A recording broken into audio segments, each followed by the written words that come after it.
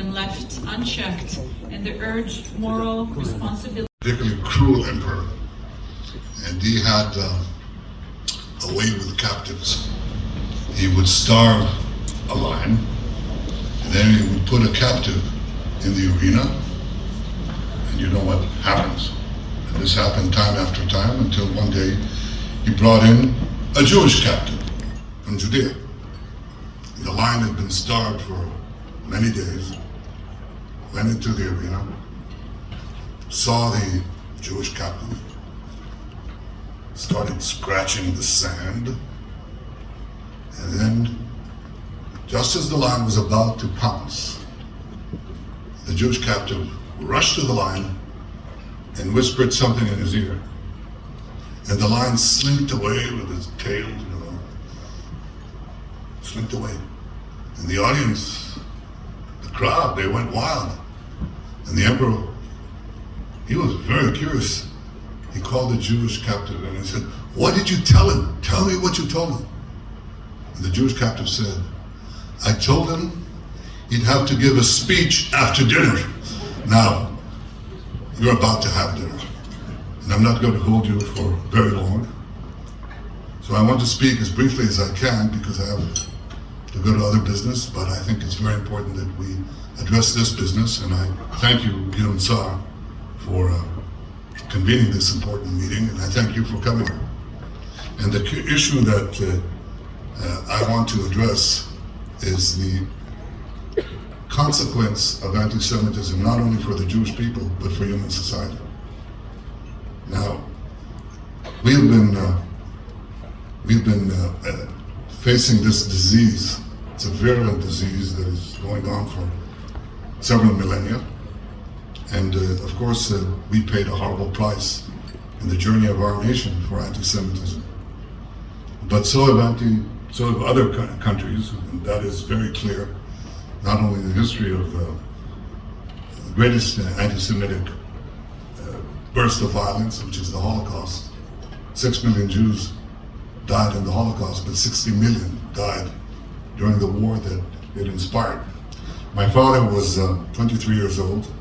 He was a historian, among other things, of anti-Semitism. And when Hitler rose, he said that the threat that racial anti-Semitism poses to the world is not the threat only to the Jews, but the threat to all of humanity. Because, if I paraphrase what he said, in 1933, he said, "What starts with the Jews will not end with the Jews." And unless we inoculate and convince the rest of free societies of the danger to them of this anti-Semitic virulence, then it will spread and claim many, many, many millions of lives. I think the history of the world would have been different if these and other warnings had been heeded in time. Well, we have now a surge of anti-Semitism as we speak. And those who expected, after the tremendous anti-Semitic savagery of Hamas on October 7th,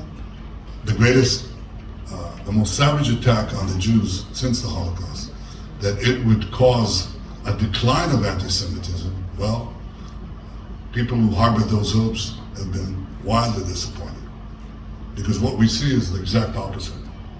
We see demonstrations, protests in the capitals of the West and other countries that celebrate these murderers, these rapists, these baby burners, these hostage takers. Celebrate. We see not only the burning of Israeli flags, and this is consequential. You see the burning of American flags, British flags, Canadian flags, French flags. That's not an accident, because the people who are leading this charge are basically challenging Western civilization or free societies as we understand it. When you celebrate these killers, you're celebrating the complete breakdown of civilized society as we understand it.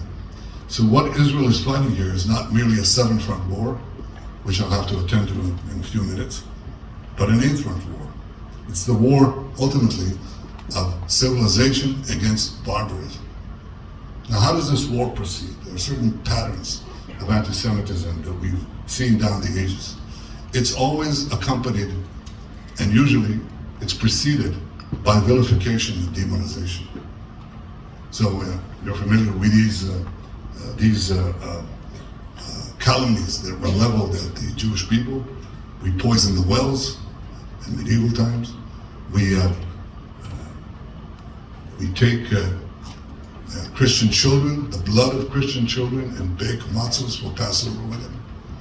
We spread vermin. By the way, these lasted right into modern times. If you look at Nazi propaganda, they said exactly the same thing. So you dehumanize a group of people in human society, and you prepare them for the kill, for the butchery. That is always the case.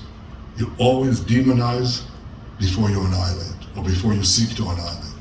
And that was essentially what happened to us, right up to the worst pogrom of them all, the Holocaust. What we saw recently here was an attempt to recreate the Holocaust. Chancellor Scholz of Germany visited me shortly after the October 7th massacres, and he visited the sites. Many of you may have seen them as well. And he said, they're just like the Nazis. True, with one difference. The Nazis tried to hide their crimes. These people went with GoPro cameras, and they publicized it for the entire world to see. They were very proud of what they were doing. But other than that, it was exactly right. Had they had their way, they would have slaughtered every man, woman, and child in this state, and every Jew around the world. They openly say that. Their patron, Iran, openly says that.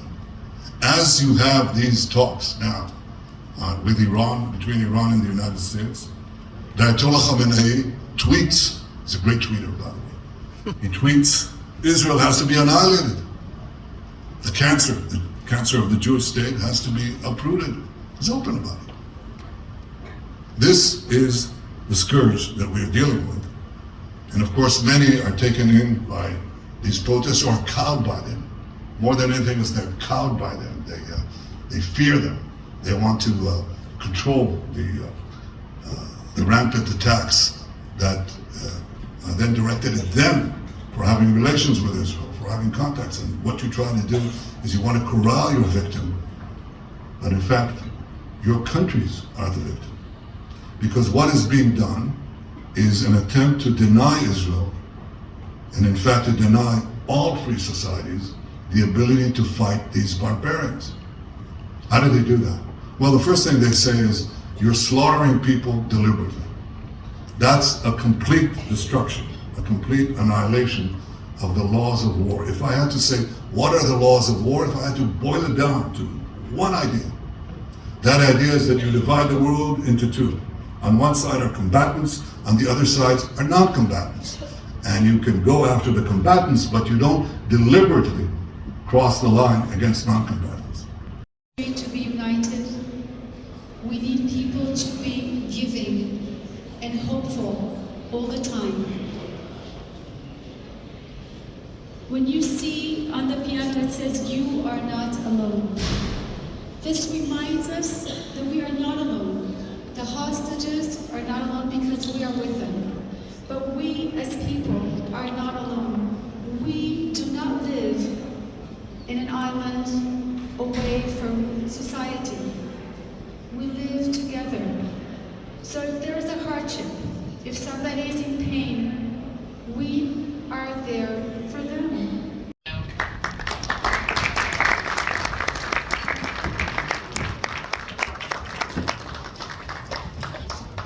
Hostages there. That we know for certain. 20 live hostages. And the family of one is here with us today. This is Edith and Kobe Oil. They're the parents of Alon Oil. He's a gifted musician. I think they brought a piano here today in his honor. And that's a moral injunction for us to get them out, to get him and his friends out. And we also have here Tal Shoham, whom I met after we secured his release in the last release. And he showed exceptional leadership in impossible circumstances, true human courage. And we also secured the release of his wife, Adi, and his son and his daughter. We got them out. And we intend to get them all out. So these are our war aims, and the way we do it is a combination of military action and the deprivation of humanitarian looting from Hamas. You don't know this. If you were watching the international media, if you listen to the protesters, you don't know this.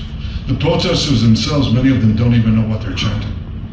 When they're chanting Free Palestine, they're saying really, destroy Israel, destroy the Jews. It's the modern equivalent of Heil Hitler. That's what it says. When they say from the river to the sea is a few kilometers here, and the river is a few kilometers there. It means the end of Israel. That's what they're chanting. So they've bought the demonization. They've bought the vilification of the one democracy that is fighting a just war with just means. And here's what happens when this spreads and it goes to the ICC. The ICC, the court that was supposed to establish really after the Holocaust in order to prevent another Holocaust, and the ICC declares that I, former defense minister, effectively the state of Israel, they'll issue more decrees, we're the war criminals. What does it say to democracies? What does it say to free societies? It imperils your right of self-defense. It means that this tactic of implanting yourself in a civilian population while sending rockets and murderers to murder civilians, as you hide behind your own civilians, you are given effective immunity. And once this idea is implanted, it will spread and spread and spread. It will spread to your own societies. So for the future of civilization, we can't have that. I think Pope John Paul had once said that the greatest threat of terrorism is that it murders man's sense of sin. It just says everything is allowed. Everything is allowed, and you can victimize and demonize anyone. You can say it's just, you can do this. No, you can't. You can't deliberately target civilians. You can't deliberately murder men, women, and children. You can't come and execute in cold blood. In Washington the other day, this beautiful young couple, beautiful couple. I met them when I visited Washington. And they were killed only because they were Jews, and that's okay, because Israel is doing the same. No, we're not. We're not doing the same. We take pains not to do the same.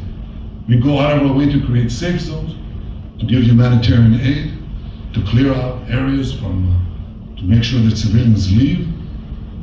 That's what we try to do. And the ones who are trying to impede it are Hamas. Hamas and their patron Iran that calls outright for the annihilation of Israel, as do the Houthis, as do the other proxies.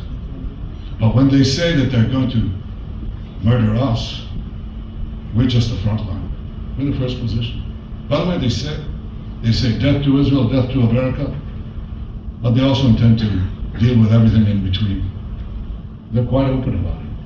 And so this is a battle not merely for the physical survival of the Jewish state, and we will not be destroyed. That I assure you. We have the power and the means to protect ourselves, and we do so. But it's also a battle for the protection of all free societies. Don't succumb to the vilification. Don't succumb to the demonization. Don't succumb to the lies. Don't succumb to this complete inversion of morality. Because once you do, there's no end to it. Once you do, your societies are in great, great danger. I urge you to fight anti-Semitism not only because it's right. I urge you to fight anti-Semitism because it will save you. That's all I have to say, and unfortunately I have to go back to other things, but I really want to thank you for coming here, giving of your time from various countries and from various Jewish communities. And the last thing I want to do is to address the leaders of Jewish communities who came to us from around the world. The most important thing you have to do in fighting anti-Semitism is to stand up and not be coward.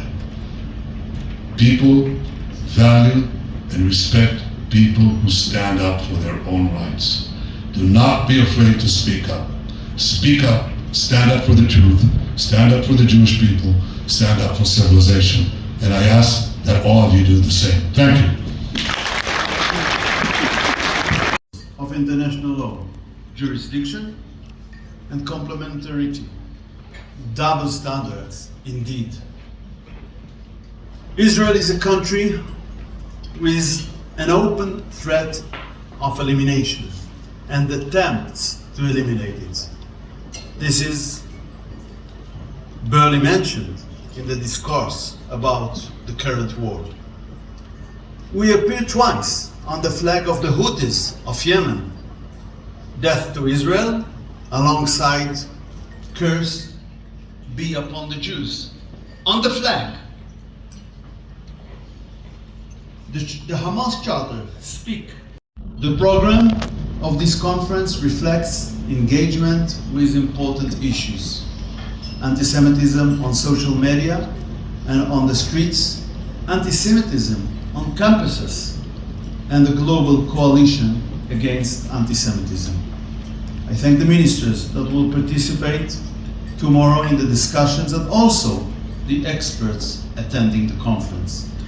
I thank the ministers, representatives of countries and representatives of Jewish communities from IRA countries that came to this important conference. The fight against anti-Semitism and the struggle for Holocaust remembrance is part of a deep commitment, not only to remember the past, but also to create a better future for all of us in this world. Thank you so much for coming.